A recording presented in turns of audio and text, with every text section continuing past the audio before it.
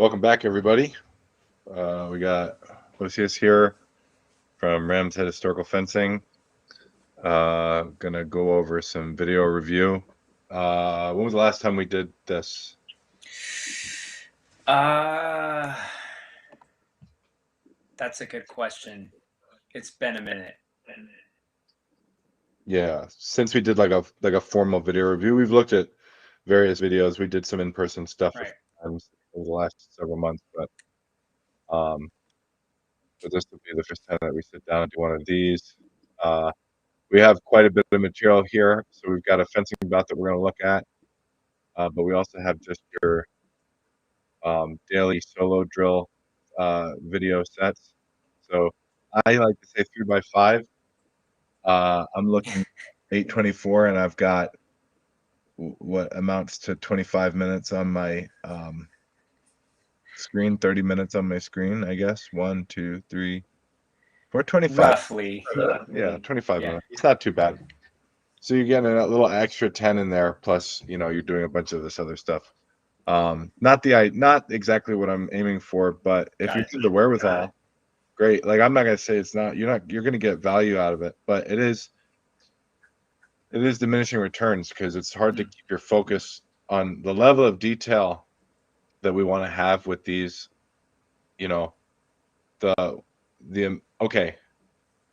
Have you ever played with like a clear plastic ball, and it's got a plastic, there's like a plastic shelf in the middle of it, and it's got like holes in it or like little divots, and there are like metal balls, and the fucking goal is to like, you're supposed to get the balls into the divots or the holes.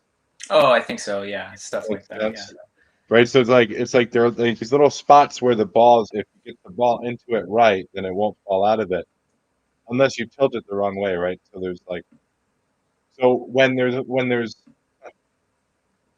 like, let's say there's like 6 of them, and then if you just go like this and you just let it kind of settle, then 3 of them will fall in, right? Right. You know what I'm talking about? Yeah. And then after that, it keeps on getting harder and harder to get one in, right? So like you get 3 of them in at once. Now you're like, okay, smooth sailing from here, but it's not. It's like now you got to get one in, and as soon as you fucking almost get one in, then one of the 3 pops out, or maybe all the 3 pops out, right? You're explaining the most frustrating part of being a toddler for me was those fucking games. Well, the thing is, here's the thing, right? Is that like, that's not just frustrating for you. That's not. Yeah. Don't just point. Don't point to like your neurodivergence and be like, I'm not. I mean, those little games. I remember them as a kid, just being so like. the reason that I bring it up is that, like, when I say hard work, yeah, that's what I'm talking about, Sure. right? Here's what I'm not talking about. I'm not talking about like running 3 miles. Like, that's hard. Like, that's like, okay, like I gotta get, all right, I got. But like, you run for 5 minutes, you just do the 3 miles. You know what I'm saying? That's not hard. That's not hard. The hardest part of that is getting up, right? But the kind of intense focus that it requires for you to like put everything that you have into this fucking clear plastic toy.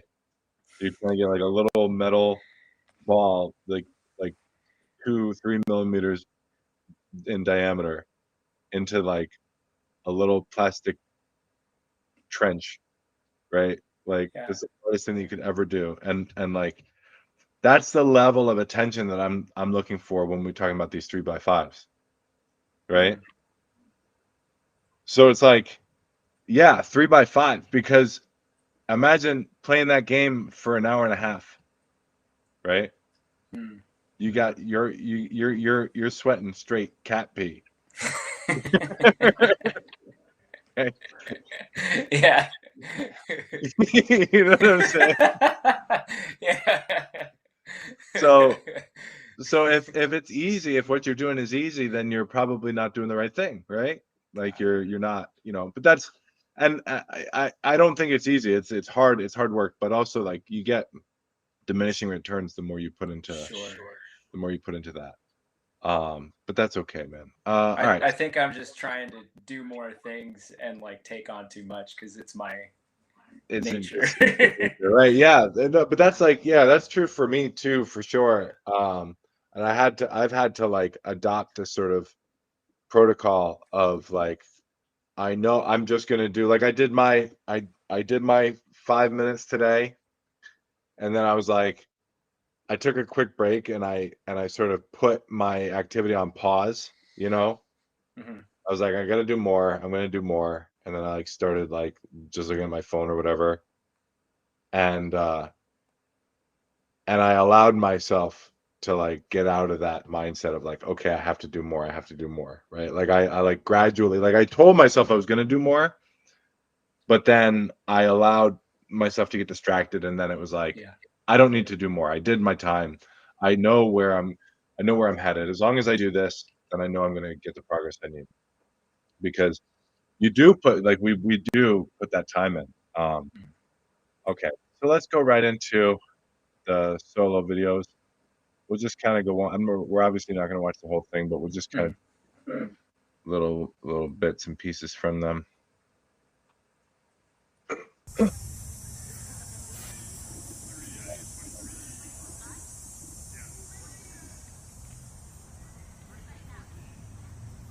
So for any, yeah, so for just for audience members purposes, um, if there are any audience members, uh, this is every day. This is every day. Every day. Every day you send me these. Every day I correct them. Yeah. Every day, right? So, you know, I was talking to someone else the other day about like doing the hard work. Sometimes the hard work is that thing where you're like 100% tense, right? Mhm. Other times the hard work is like, did you watch that video I sent you? You know what I'm saying? Like, did you watch it? Did you really watch it? Like, because it's easy not to. It's actually really hard to, right?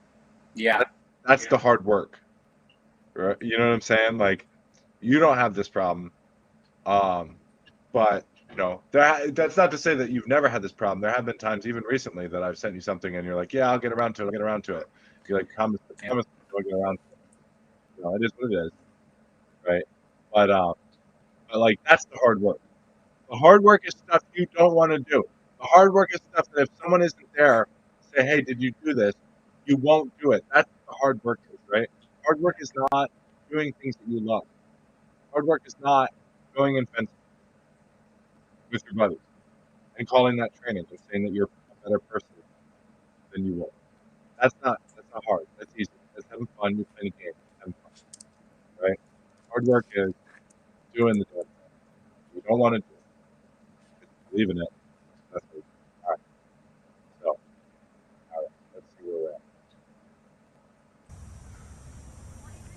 The posture,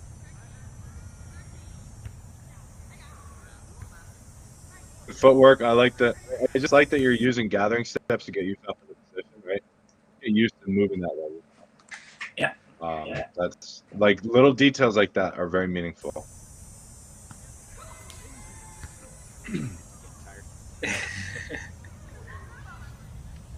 Right. So, storm those first drills. You lose your point there. That your point there it is. Your point came went strong again. You lost your point there for a second. Let's just look back at that because I think that's good. So that was okay. You lose your point there. Do you see it? Got it. Yep. Right. And that's just you're trying to get the timing of the sword moves first, and that's not the sword is not pulling you. You got to remember, get that sword pulling you. Allow it to pull you into a little bit more rotation, right? So like if you allow it to pull you into rotation, that'll cue your body to move behind the sword. Like allow it, like it's pulling your body into rotation. It'll also pull your center of mass forward. Like with the Shisons. Yeah, really, yeah. Just like anything, like it's not going to be as radical a transformation in terms of your comportment, but just like the little bit of a cue like that, you know, it really does help. It helps tremendously. Yeah, you're losing your point. That's okay.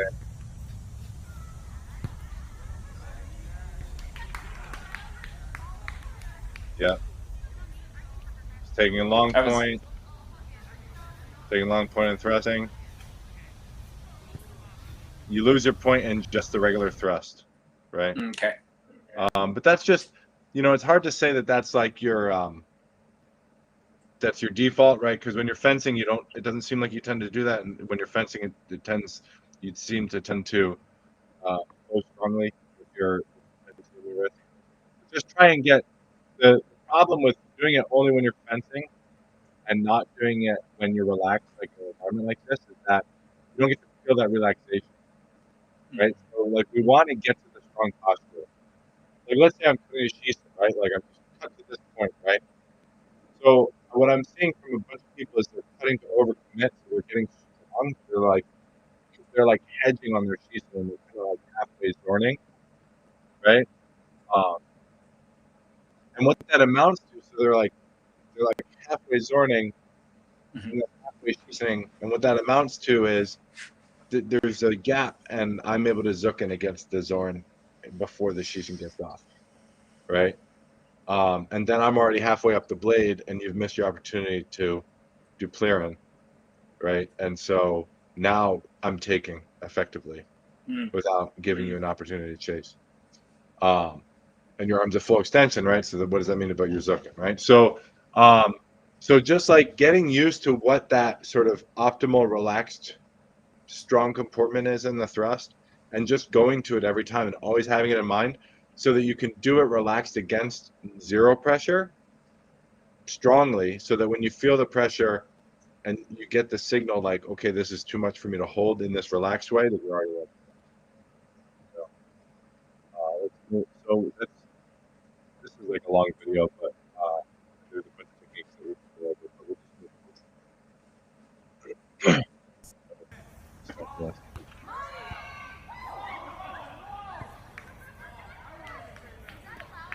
Yeah, so that's pretty good. I don't like the left over. I want to see a little bit more. That's good. Yeah, so that's looking. You're a little. That was better. Okay. You're just a little late. That's yeah.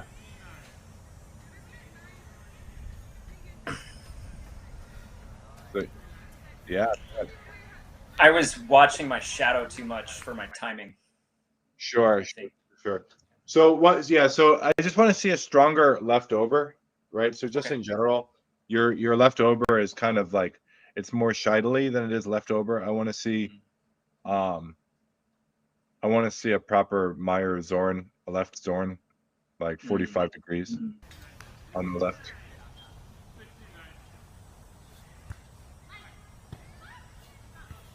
Nice. Yeah.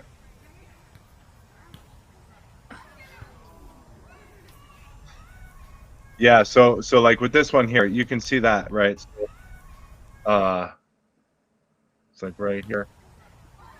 So left. So now what you should be doing is you should be cutting a nice strong left Zorn and then rotating the back foot and then pivoting behind you and ending up in Vage with your sword on your in change on your right hand side. I see. Right? Yeah. You see what I'm Okay. saying? Because like look at the angle of your sword, right? So you just cut Busted. from here, Hmm. right? And your cross is this way, Yeah. right? So I want you to get all the way to change, right? So just to get used to the feeling of that strong cut from the left, Okay. right? Um, hang. Were these the good Winden? The good Vinden, as it were, or were these the janked up ones that we already collected? I think these ones are probably a little better than the janked up ones that I was doing. Okay. Um, I have This video I'll fine. send you later of us practicing, and it's looking more like the game when you first showed it to me again. Okay.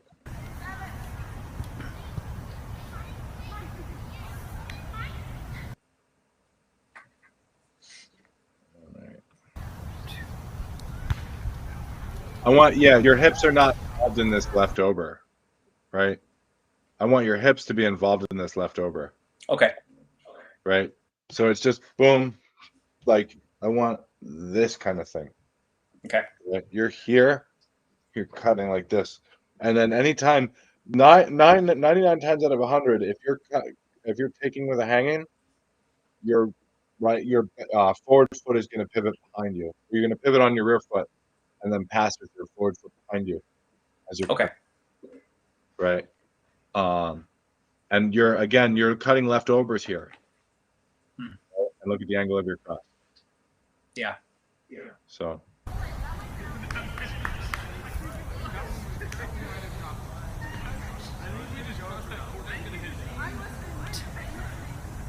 but I like that they're just stronger and they're more discreet.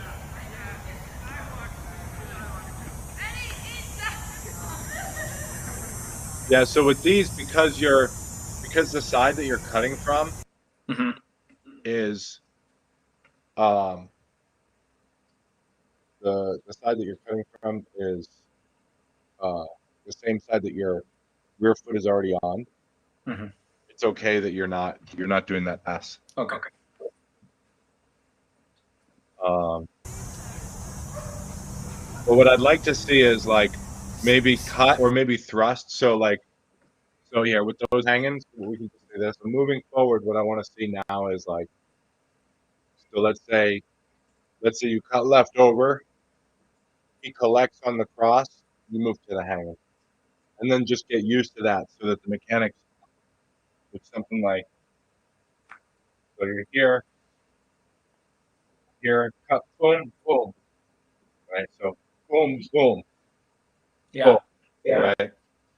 You know, so you're going 1, 2, 3. So it's like, so in this case, because he's taking your turn back, you know, you're going boom, boom, boom, right? Boom, boom, boom, boom. But at first, you have to get the sequence right. So you're cutting left over, he collects, right?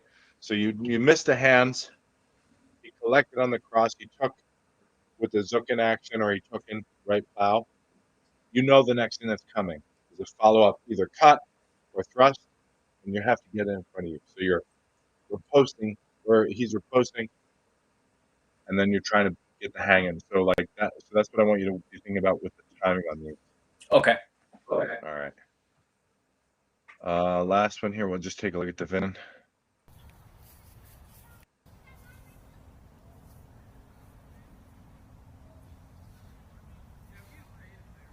Yeah, and don't be afraid to step too. Like, so let's say you cut into track, right? So let's say you cut into track, and then the right foot comes forward, right? So I want your right. So if you're winding, there's a good chance your right foot should be forward. Mm. It's not always imperative that that's true, right? You can be in the creek with your left foot forward. Generally, I don't like it because we're right hand dominant fencer, so we want to end our offensive action with the thrust from the right foot. So typically, it's like our left foot we're using the close distance, and our right foot we're using to land our hitters. But it's not totally necessary, and so sometimes it's okay. But I do want to see more like, let's say you shisen, and then they give you winding pressure off of the shisen. So like they back up, they pull distance a little bit, they give you winding pressure. So you cut shisen, wind, thrust, step, right? Okay. Shisen, they give you pressure, sword foot, Okay. right? Now let's look at this one. This is going to be tricky. Okay, yeah.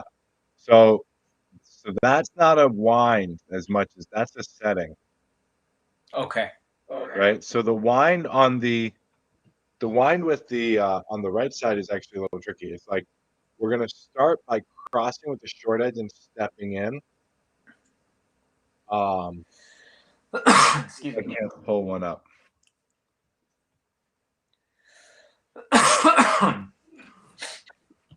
Here, here's what I'll do. I'm gonna send a video. I have a video that I can send over Facebook. So I'll do that.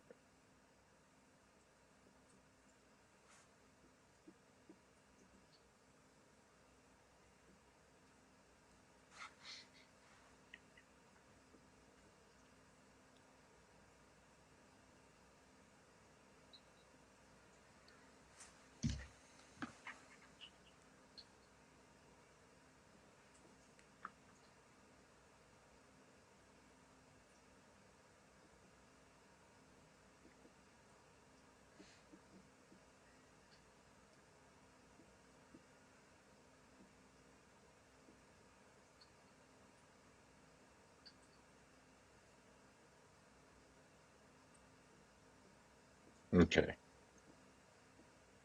Well, here's this one. Okay.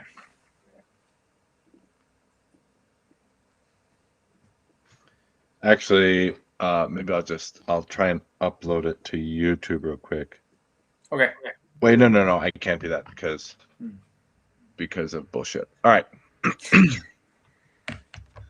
So, well, you know why? Because the shorts thing like takes over your video and it turns it into a short like, no matter what. Oh, weird. You know what I'm talking about? So that's I think so. Yeah. It depends on how long the video is. If it's under a minute, it's just like a straight up short. But you should be able to post it unlisted if I remember correctly. Well, right, but like it still comes through as a short. Sure. Like, all right, here, but we can do it this way. So here we go. So, so I'm going to share this. So here we go. Okay. So can you see this? Okay. Yep. Yep. It's great. Frame. So here you can see. So again, so now I'm left foot, and I'm fighting with my sword to bear. I'm in the Sufession still, but my left foot is forward, right? So like I said, it's not totally foreign that you're going to find yourself in one of these sort of strict fence 3 binds in the Sufession. But just generally speaking, when we're doing, especially if we're like cutting against someone, so like this is the kind of fencing we're going to do when someone wants to fight for the bind. If someone doesn't want to fight for the bind, then we're staying at a distance and we're shooting it. We're closing distance, right? Like that's how we're getting it. Because if we try and play this game with someone who doesn't want to bind, then we're just going to eat hand shots. Yeah. Okay. You see what I'm saying? So, but so here I am, right? So I get this. So there. Do you see how I did that? Yeah. Go back. I know it happens. It happens so fast. I know, man.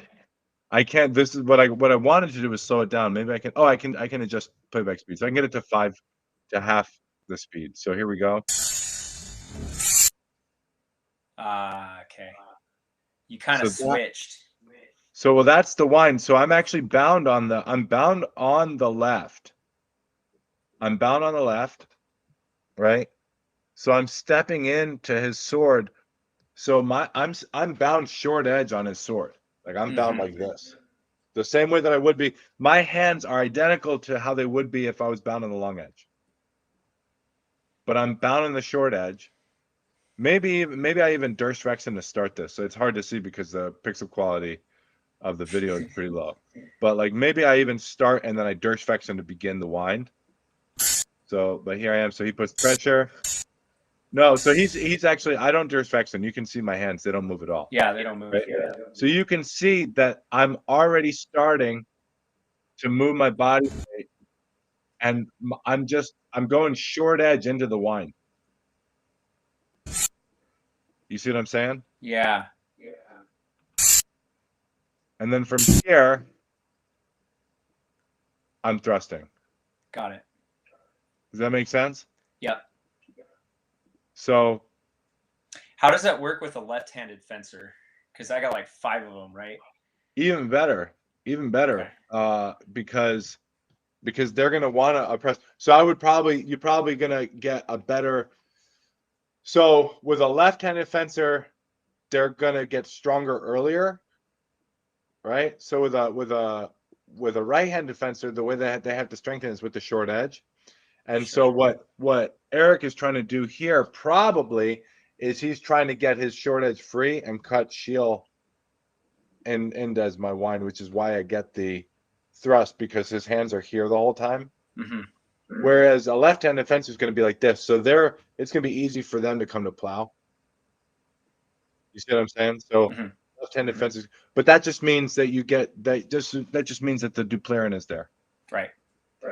So I'm going this way, so my hands are like this. I'm stepping into the wind. My hands come to my right. I'm stepping with my right to my right.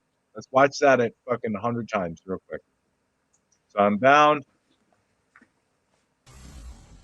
I offer my sword and take it. I step. Look, my sword is bound short edge. I'm strong. I'm stepping with my right. to my right. Pushing his sword aside. He has to move. He wanted to fight over the bind. That's why I wound. That's why I wound, right? He wanted to fight over the bind. This is an entry for me. I know that I'm going to be able to step into his pressure because I know the pressure is there. I know it's coming. Does that make sense? Yeah. Yeah. And so now he's withdrawing his sword. If he's a lefty, then I'm just going to cut long edge across the face as I step with my left to my left. Right? But because he's righty, I can go crossed arms thrust as I step left to my left. Now I hit here, but watch the strong parry. Shield. Right to right again. Does that make sense? Yep. So watch one more time. So here we go. We begin in this two fashion. I'm bound short edge on short edge. I feel the pressure. I step towards the pressure. I do the little footwork trick that I was telling you about too. Watch my left foot. Watch my left foot. Here it goes. What happens? You are picking it up and sort of pushing off of it. So I'm picking it up. I'm moving it backwards. Yeah. What does that do? Do you remember? That gets your center of mass closer. It gets my center of mass closer without telegraphing with my body. Right? Yeah. It gets my center of mass. That means I can close at a greater rate before he sees my body moving forward. Okay? Then I step into the wind. And sword moves first, by the way. So my sword isn't moving when I'm moving my first foot back because I'm not moving my body. But when my right foot starts to come forward, you can see. Look at my hands before my right foot starts to come forward. So I move back. Do you see my hands moving? Yeah. And so now I'm here again. If he's a lefty, I'm cutting long edge to the face. Because he's a righty, I'm going to get that short edge bind. That means the thrust is there. And watch as he makes the cover.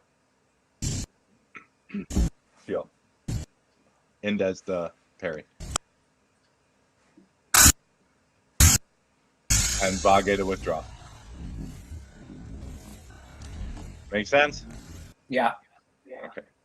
So when we're winding to our right, we're winding short edge. Just the same way that we would hold our Sprechfenster. Mm-hmm. We're winding short edge as we extend. It's all our elbows coming out from our torso as we step in. And then if you want to do that trick with the pulling the foot back to get your center mass forward before you commit the body. Okay. Or before you telegraph the commitment of the body. If you do that, once you get your center of mass forward, you have committed the body, right? But you haven't telegraphed it yet, and so it's harder for them to proceed. So just put that in your notes. Okay. All right, let's look at this cut connection vid. This is from today. Yes, yesterday. Which one is it? Is it the one that's because I only did 5 minutes today, actually. I only did that one Okay. where I was focusing on just the hands. Yeah. So this is my excellent. seconds were bad. Yeah. This is excellent. I like this a lot. That's great rotation. I don't see it, by the way. Oh, thank you.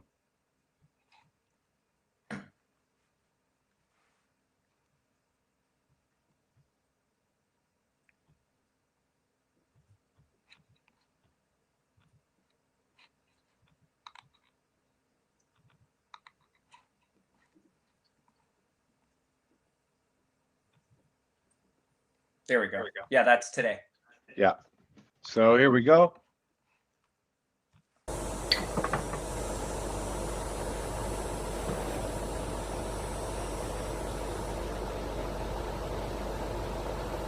Beautiful. Yeah, and I like the way that you're in the end of that cut. I really like these extensions. There's not too much to talk about in this video. Like, I love the extension. I love the way that you're letting it pull your body forward. I love the rotation, pulling your rotation. But I do want you to turn them into cuts also, because these are basically Shisons, right? Yeah. So I want to see if we can't get that same mechanic, but a hewing mechanic, which still brings you into long point at the end of the action. Just what Meyer says, right? You should hit long point. Yeah. But that as soon as you break that, then you can come into your Vage and get into your change and see and get that smooth. The only other thing too is if we look at this, you'll notice that you're overextended. Your center of mass is further towards your forward foot than it is towards your rear foot. I see. Yeah. Yeah. So especially if you're delivering these as cuts. So if you're delivering it as a thrust, as a cut that functions like a thrust, so like a Shisen sometimes will hit as a cut, right? Does that ever happen to you? Yeah, sometimes. Yeah, so that's a thrust, right? That's still a Shisen. It's still your sword is behind. It's more like a slice, honestly, right? Like it's not a thrust, it's a slice. Like a slice is just a thrust that you're doing with your edge, right? Yeah. Now that's bound on their body somehow, and that you're pushing them back with. But so if you do the same thing, so it's that cut, it lands as a cut, you're bringing your body behind it. That's not a hew. That's not rotational power. That's powering the action, right? If you're cutting to hew, you should be hitting in Vage. Okay. Right. Full stop. So my goal for this thing today was literally, as I was doing it, imagining the picture that you sent me in my head and freeze framing like at that extension. Yeah, and I thought you did an excellent job. I thought for the most part. And did you feel any different in terms of how it was pulling you? Yeah, it felt easier. There you go. That's always good. Anytime that's true, it's good. And then also like the extension, did it feel more natural? Yeah. Yeah. Right. So yeah, so we can leave that there. We'll move right along. Okay. So now we get to one.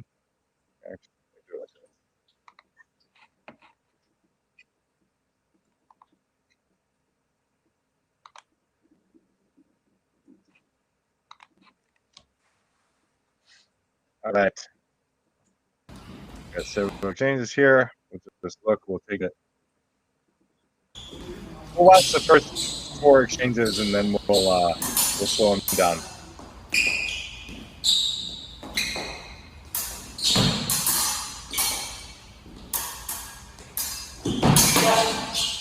Nice.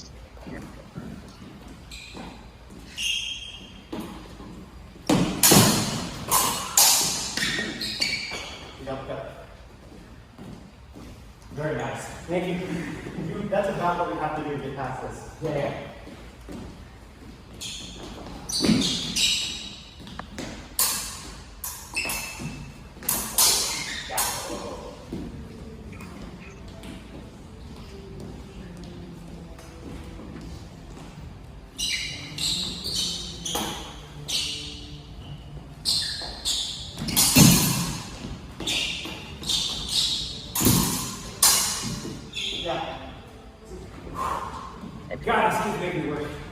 All right, so let's go back. So that we just look at the thing.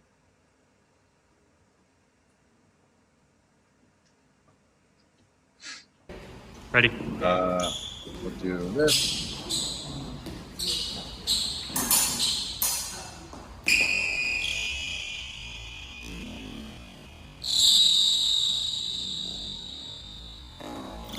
Yes, so here's what I like what you're doing.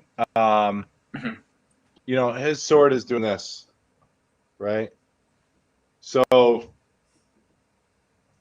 you know, trying to get a strong bind on him, in this case, too close, is just asking him to trust you, right? Yeah. He's basically putting you in obedience, right?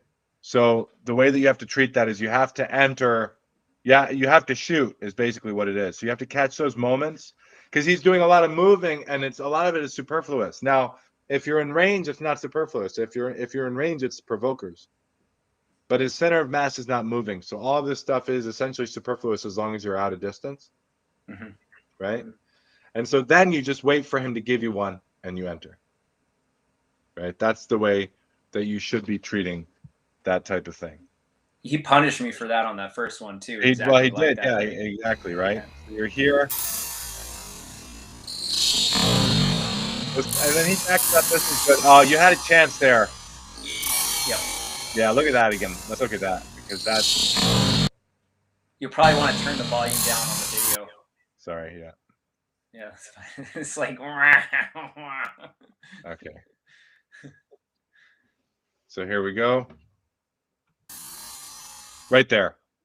Yeah. Right. You easily could have. So what do you think you would hit him with here?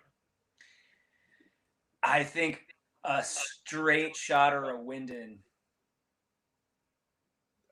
No, you would have got him with the Zek to the belly because he would have see. lifted his hill. Okay.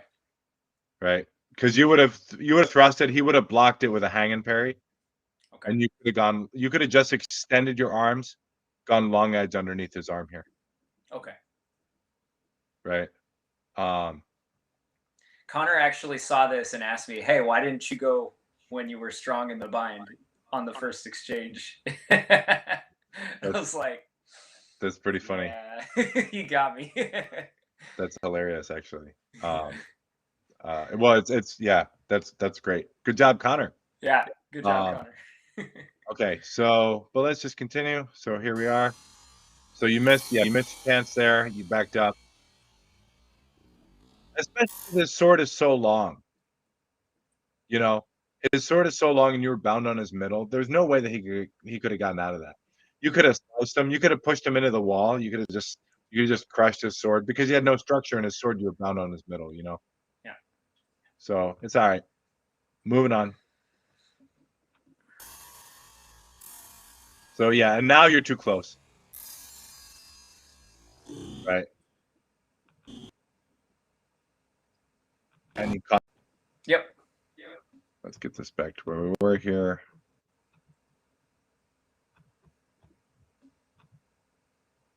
All right. So is this the first one where he gets you with the thrust? I believe so. Yeah, right around there. Yeah. So let's just look at how he did that real quick because I think it was pretty nice. There's one technical detail that I was tweaking the way that he does it, but if we just think about the timing, so you enter right there. So look at how he works inside you going. You bring your body forward. So that's actually really good timing on his part. It's so subtle. Like my foot barely came up. Yeah, but he catches it. But I will say this: if he went sword first, then his thrust would have been a little bit more effective. It works out okay for you, but yeah. So foot comes up and he's going already, and I would want to get that arm. My arm would want to be out there already. Yeah, I see. And part of that is because his weight was on the front foot. So you see his back foot there. It's the heels off the ground. Mm-hmm.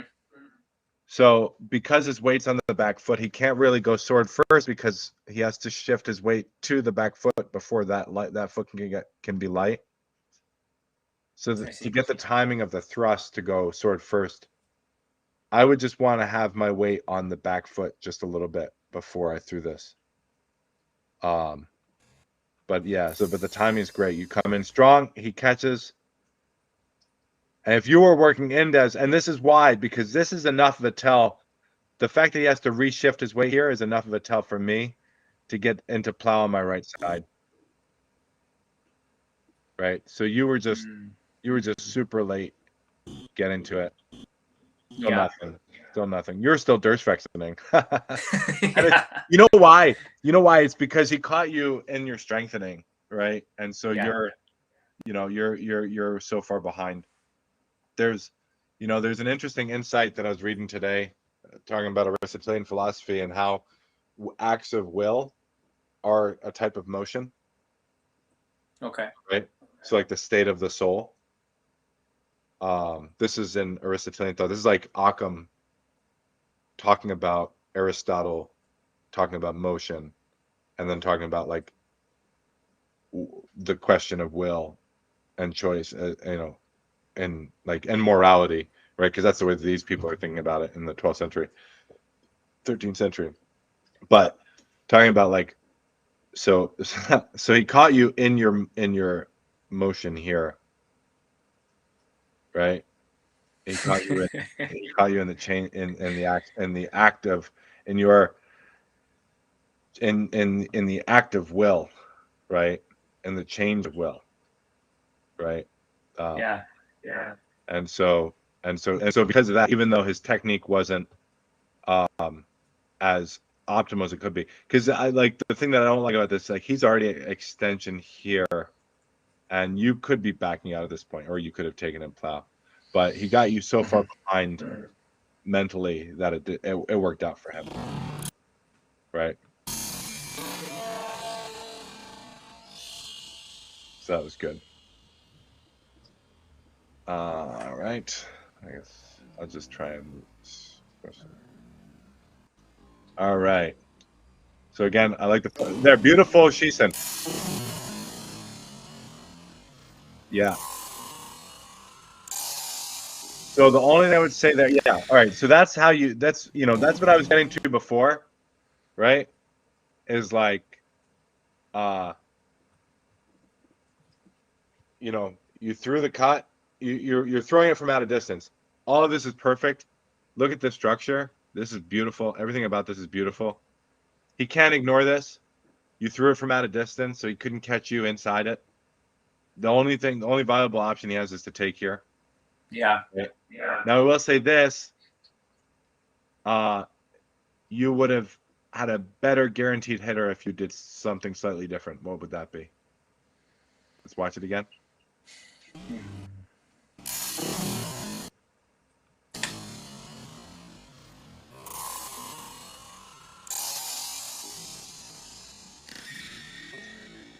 I love your posture. Everything about this is perfect. I feel like maybe my landing at the Shisen was a little weak. Not a super great Vage. No, none of that. You Okay. just hit the wrong Zek. You should have Zeked from your left under long edge under.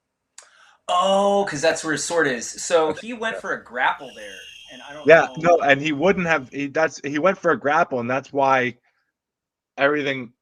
So your initial chase was Shisen and Hunter, right? It should have been to that side because he No, no, would no, lift no. air. Yeah. So what you Yeah. did was boom, and then you did this. No hitter. He grappled, and then you were able to kind of push out of his grapple. Oh, okay. Fine, right? So you're able to uncross your arms to hit the short edge Eric. But if you would have gotten to here and then come underneath this way, you would have hit him in the middle of him extending his arms to grapple. Okay. Right. That's why Yeah. we do that side. Yeah. Yeah. Right. We never find ourselves with the need of going to that side, but we train it because we train it for a reason, right? That's. Well, I needed it there. You did. Well, and you didn't because his grapple, he wasn't prepared. He's used to single-handed swords, so he wasn't prepared for you to have the leverage to be able to snap the Zek the way that you do. But right, like you won the chase, or rather, you won the Vorschlag, right, with your Shisen, and you just didn't chase correctly because he hit Durstvex, and you found yourself on the other side of his sword, and you didn't know what to do. Okay. Right. So what the answer should have been is this. Right. You come boom, or you could go short edge underneath. Right, depending on how close you are. You go long edge, you cut boom, long edge, or boom, short edge. Yeah. Right. So I would drill that out. That's Right? kind of what we did on the weekend that one day with the ribbon cut, and then when they go weak, you. Yeah. Yeah. Well, yeah, exactly. But what I would say is the drill that I want you to do for that is you cut a Shisen into their weak and low, and they Durstvex and look to take on the other side or take him Kron. Okay. Right? So you cut a shisen, their point is low. They durchfex into take on the other side, they go to Kron, and then you strike to their right from your left. Okay. All right, let's look at the next one.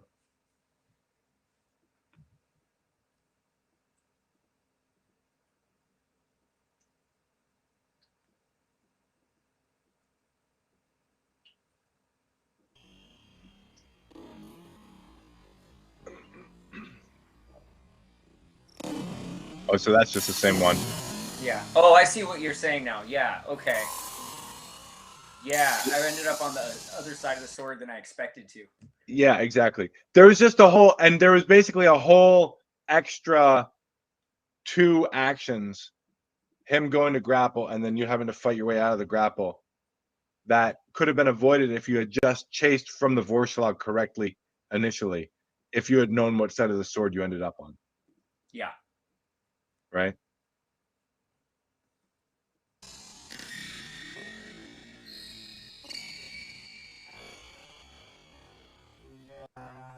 Right.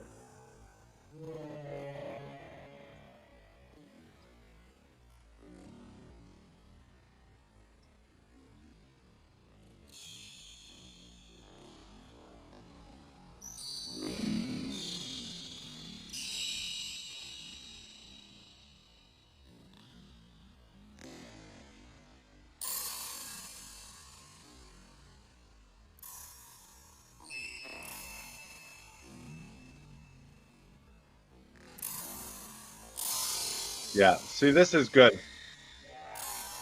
You know, so the thing about all this stuff that he's doing, he's not extending his strength through his point. Mm-hmm.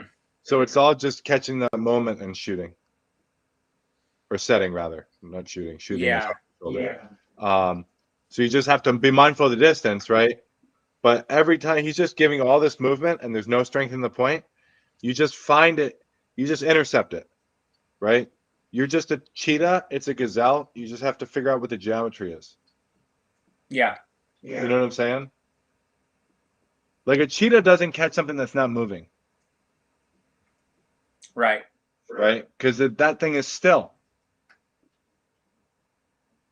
Right? And so if it pounces on something that's not moving, that thing has the fuel and the sensitivity to change direction. And the cheetah's moving so fast, it can't respond to that change of direction. Right? Yeah. So the cheetah waits until it's going and then it sets the geometry. Right? And then it plans its attack so that it intercepts it. And so that's what you need to be doing, is you need to look to intercept. You're basing the movement pattern. You're trying to time the movement so that you can intercept it, so that you're strong into the weakness of his point as the sword is moving. Does that make sense? Yeah. I was reading this just random. I think I was watching some show that was like about World War II bombers, right? And out of curiosity, I looked up like the gunnery manual from World War II, and positional shooting is like the same thing as what we're doing, right? You can't throw a newspaper ahead of your target, you'll miss. You've got to throw it, like this is the example they gave. You're riding a bicycle, you have to throw it before your target, well before your target, because that momentum of the newspaper is also going this way as it's going that way. Yeah. It's somewhere between the two, right? And so they were explaining in this manual that like fighter pilots, because their guns are fixed, they don't want to shoot at you while you're flying across them. They want to Right. shoot at you while they're right behind you and lined up on you. Right. And so like, you're talking about the cheetah. It's the same vector. When you see cheetahs run after something, they get behind it. They don't go sideways, right? They're setting up that vector. Right. Yeah. Well, right. It's they're behind it, but they're behind it at an angle. Yeah. Right. So it's there, and actually, it's the quarter, and that's the same thing in horsemanship. That's the same thing in Liechtenauer's horsemanship. Yeah. Right. Is that you're attacking the quarter. You're Mm. attacking the rear quarter. You see what I'm saying? Yeah, that makes a ton of sense. But anyway, all right. So we'll continue here. We got one more exchange to look at. All the posture is really good. This one was interesting.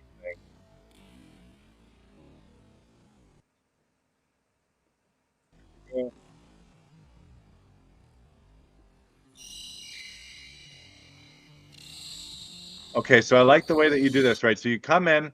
So if you were to ask me, Mm-hmm. I'm thinking you're looking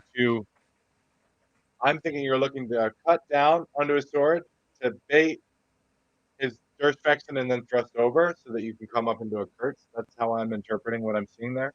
Mm-hmm. I can promise you I wasn't thinking that deep into it. Okay. All I right. was trying to point at his sword and not be as obvious about it. Sure. But yeah, so I like this. I like this. Now this, it looks clear that you're pointing at his sword, which I like. I like the way that you're doing it. I like the curtsy, crumpy kind of way that you're pointing at his sword. I think that's cool. I think that's definitely effective. It definitely puts you in a position to Kurtz if he does try and attack over it. And then it puts you in a position to crump if he tries to force you aside. So that's a good strong position. And that's a good way of dealing with that threat of the sword being, you know, like that's the problem. If you point right at the sword, if you're just centered on a sword like this, he can come up on either side and then you're fucked. Right? Sure. Now he has to come up eventually if you get close enough. But with him, he comes up so fast and he bit you at that the first exchange, right? Mm-hmm. So this is a good way of kind of mitigating that. So I think that's cool. So you keep that there.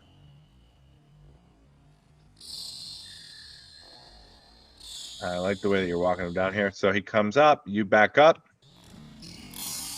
right? So maybe a little bit too much, Mm-hmm. right? But you didn't know. So part of it is you got to watch. So you got to watch the extension. Mm-hmm. They can only go so fucking far. You got to watch that front foot, Okay.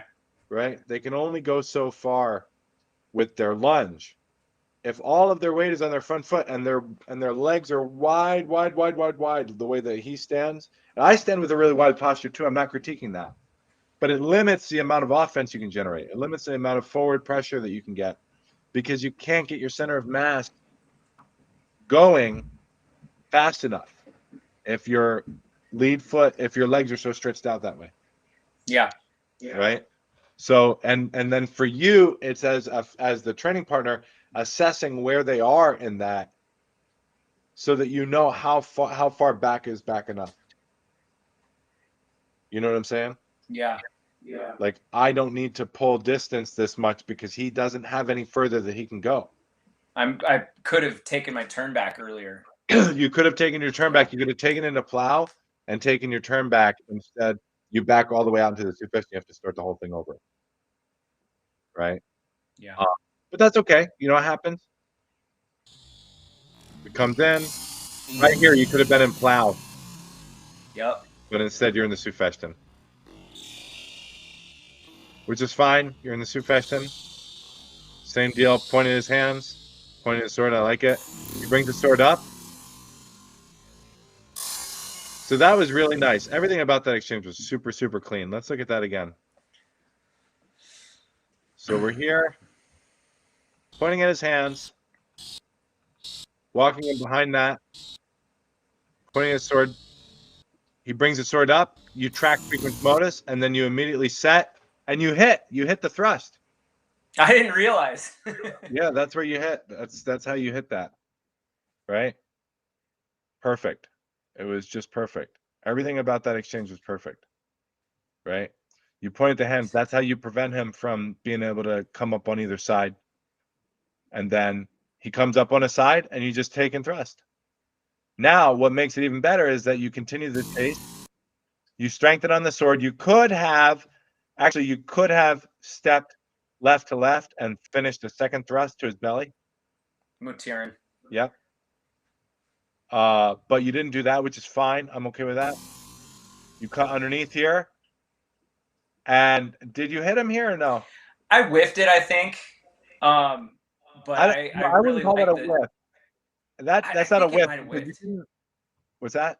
I think it might have like barely missed, but like the timing on it was I'm happy with. Yeah, no, I wouldn't even call that a whiff. The timing on that was perfect, and you stopped the motion of your action. So that's like, we do these control drills, like the Meyer Freifechter Guild Mhm. does these control drills. One of the first things they teach people is like you have three different bottles. One of them is in the middle, and you have to hit the middle one without touching the other two, right?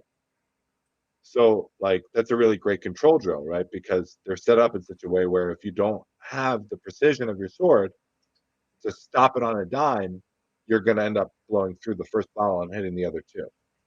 Sure. Right? So you have to do that in varying distances. You have to do the far one, you have to do the near one, then you have to do the middle one from the side or whatever. Right. So there's like 1, 2, 3. You have to hit the first one without hitting the other two. And That's crazy. it's like 1, 2, 3, and you have to hit this one without hitting these two. So you like cut into it here, and then it like flies out this way, but then these two are still standing. But so the Nice. point, well, it's a good drill. Like it's not like Yeah. fucking rocket scientists. It's fine. It's fine. The point of the drill is to know where your sword is and know where it is when it's moving. Right? You can train yourself to stop. So what that looked like to me was just looked like you got the hit, and if you wanted to wreck somebody, like I've never hit anybody hard. Yeah. You know what I'm saying? I've never hit anyone hard. I was literally thinking about it today. I was thinking about what it would feel like for me if I allowed the type of aggression that I know it's possible for me to have, the type of anger and rage that I know it's possible for me to harness in my pencil, right? Like I'm just going to see red and hit you, right?